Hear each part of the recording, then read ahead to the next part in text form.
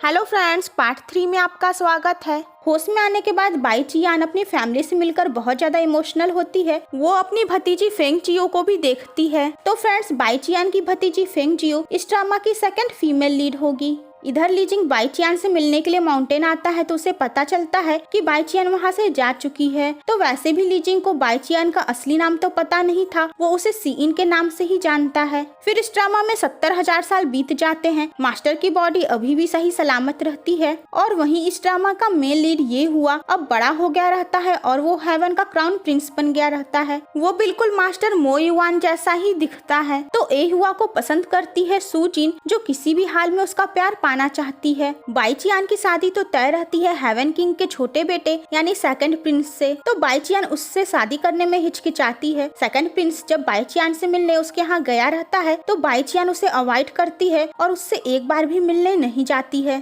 तो वहाँ पर सेकंड प्रिंस का ख्याल रखने के लिए एक मेड रहती है साओ, जिसे बाई चियान कई सालों पहले बचाई थी और उसे अपने यहाँ ठिकाना भी दी थी। तो सेकंड प्रिंस साओ को पसंद करने लगते हैं और उससे मैरिज भी करना चाहते हैं। लेकिन साओ थोड़ा हिचकिचाती है क्योंकि ऐसा करना मतलब होगा बाई चियान को धोखा देना और उसके होने वाले हस्बैंड को चुरा लेना। बट फिर वो मान जाती है और सेकंड प्रिंस उसे लेकर हेवन चला जाता है। ये हुआ जब ये देखता है कि उसके सेकंड अंकल राजा के खिलाफ होकर साओ को वहाँ लाए हुए हैं तो वो ये बात अपने थर्ड अंकल को बताता है। सेकंड प्रिंस का भाई उसे ये एडवाइस देता है कि वो साओ को हेवन में रखकर बाई चियान को नाराज न करे, क्योंकि बाई चियान अपने यहाँ की रानी बन गई है और उनकी ये मैरिज एक राजनीतिक मैरिज थी। तो जैसे ही हेवन किंग को ये बात पता चलती है वो साओ को सजा के रूप में एक भयानक जगह कैद कर देते हैं और साथ ही वो अपने लाडले पोते को वार्न करते हैं कि वो भी अपने सेकंड अंकल की तरह प्यार व्यार के चक्कर में कभी कोई ऐसी हरकत नहीं करेगा। बट फ्रेंड्स, लोग प्यार में तो न जाने क्या क्या कर लेते हैं। ये हुआ नेक्स्ट हेवन किंग बनने वाला था, इसलिए बचपन से ही उसकी काफी रफ एंड टफ परवरिश हुई थी। उसे बचपन में ही अपने माँ से अलग होकर रहना पड़ा था। इधर जेयान फॉक्स किंग से कहते हैं कि उन्हें बाई चियान और सेकंड प्रिंस की मैरिज कैंसिल कर देनी चाहिए, क्योंकि बाई चियान ये शादी करना भी नहीं चाहती है। लेकिन साथ ही वो हेवन किंग से हर जाना भी वसूलना चाहते हैं, क्योंकि उनके बेटे ने एक मेड के साथ फरार होकर बाई चियान की इंसल्ट की है। इधर बाई चियान की भतीजी फेंग जियो अब बड़ी हो गई थी। वो बाई चियान के बर्थडे पर वापस घर लौट कर आती है, लेकिन रास्ते में उसके ऊपर एक गोल्डन टाइगर अटैक करने जाता है। फेंग जियो उससे कहती है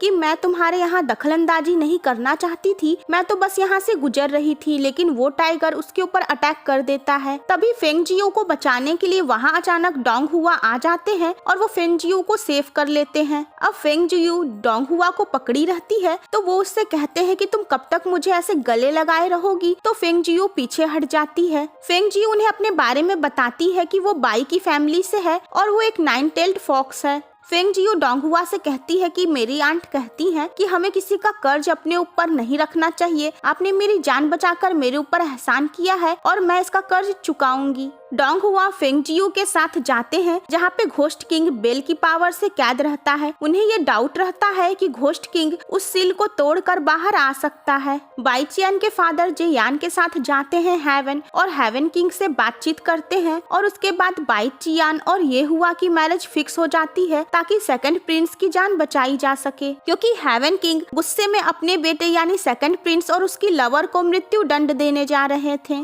तो ये मैरिज तय हो जाने के बाद सेकंड प्रिंस सांगजी को हेवन से निकाल दिया जाता है और उसे वाटर गॉड के रूप में नॉर्थ सी भेज दिया जाता है। ये हुआ भी ऑलरेडी ये मैरिज करने के लिए तैयार हो गया था, क्योंकि वो अपने अंकल की जान बचाना चाहता था और उसे इस बात से भी कोई फर्क नहीं था कि बाई चियान उससे हजारों साल बड़ी है। लेकिन इस मैरिज की खबर को सुनकर सू जिन काफी ज्यादा दुखी हुई थी, क्योंकि वो ये हुआ से प्यार करती थी। लेकिन ये हुआ के दिल में तो उसके लिए कोई फीलिंग्स नहीं थी। तो फेंग जियो बाई चियान के पास पहुंचकर उसे बर्थडे विश करती है और उसे गिफ्ट देती है। बाई चियान वहाँ से फिर कुल्लून माउंटेन जाती है और फेंग जियो भी उसके पीछे पीछे वहाँ पहुँच जाती है। बाई चियान दुखी होकर अपने मास्टर मो युआन का सेक्रीफाइस याद करती है और फेंग जियो के सो जाने के बाद वो घोस्ट किंग के पास जाती है जो अपना सील तोड़ने ही वाला था। लेकिन बाई चियान उसे सील तोड़ने से रोक देती है और घोस्ट किंग फिर से कैद ही रहता है। लेकिन घोस्ट किंग भी अपना बदला ले लेता है। वो ऐसा स्पेल करता है कि बाई चियान मोर्टल वर्ल्ड में चली जाए और वो अपनी सारी यादाश्त खो बैठे और एक नॉर्मल इंसान की तरह रहे।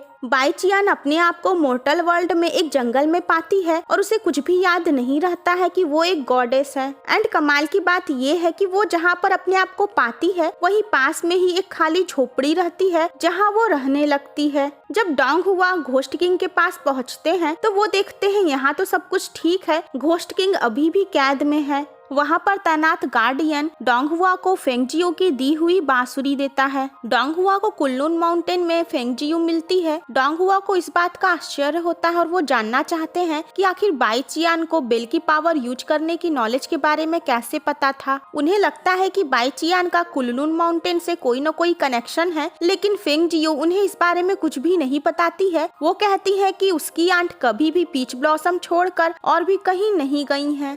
डोंग हुआ को वहाँ पर लीजिंग भी मिलता है जो वहाँ सीइन को मिस करते हुए आया था। अब लीजिंग अपना प्यार खो दिया है, लेकिन आज भी उसे अपने प्यार के खोने का गम है। वो डोंग हुआ से कहता है कि मैं बस यहाँ से गुजर रहा था तो यहाँ चला आया। तो फेंगजियो को वहाँ पर एक आदमी से बात करके पता चलता है कि सांग जी जो कि हेवन का सेकंड प्रिंस था, वो बाई चियान की जगह उनके यहाँ की एक मेड से शादी कर लिया है और इस तरीके से वो मेड और सांग जी दोनों ने ही बाई चियान को धोखा दिया है और उसकी इंसल्ट की है। फेंगजियो भी डोंग हुआ के साथ हेवन जाती है। वो सांग जी और उस मेड से झगड़ा करती है, लेकिन फिर उसके बाद डोंग हुआ वहाँ आकर फेंगजियो को समझाते हैं और फाइनली उसका गुस्सा ठंडा होता है। डोंग हुआ मेड से सीइन यानी कि बाई चियान के बारे में ही पूछते हैं, लेकिन वो मेड बाई चियान को धोखा नहीं देती है। वो उनसे झूठ बोल देती है कि नहीं, मुझे सीइन के बारे में कुछ भी नहीं पता। फेंगजियो हेवन से जाना नहीं चाहती है क्योंकि वो चाहती है कि डोंग हुआ ने उसकी जान बचाकर उसके ऊपर जो कर्ज दिया है वो उसे चुका दे।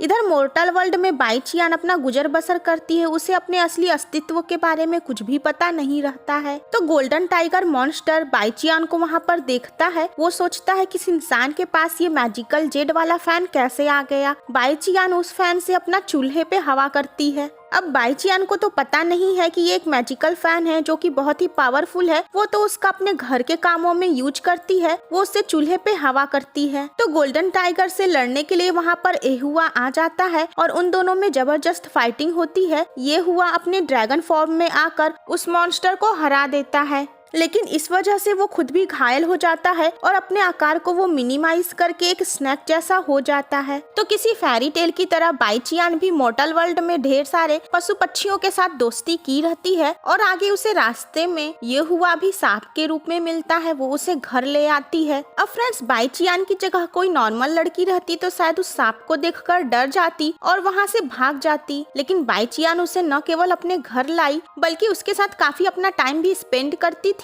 और उससे काफी ज्यादा बातचीत भी करती थी। वो उसका अच्छे से ख्याल रखती थी। वो उसकी चोट पर दवा भी लगाती है। ये हुआ कहता है कि इससे तो मेरे जख्म और हरे हो जाएंगे, लेकिन बाई चियान को उसकी बातें सुनाई नहीं देती हैं। आगे वो उसे कच्चा खाना भी खाने को देती है कि सांप ये खाना खाते हैं, लेकिन ये हुआ उसे नहीं खाना चाहता है। जब वो अपना मुंह नहीं खोलता है तो बाई चियान उसे किस भी कर देती है और इस वजह से ये हुआ शॉक्ड भी हो जाता है और बेचारा चुपचाप वो खाना खा लेता है। तो इसका नेक्स्ट पार्ट देखना मत भूलिएगा।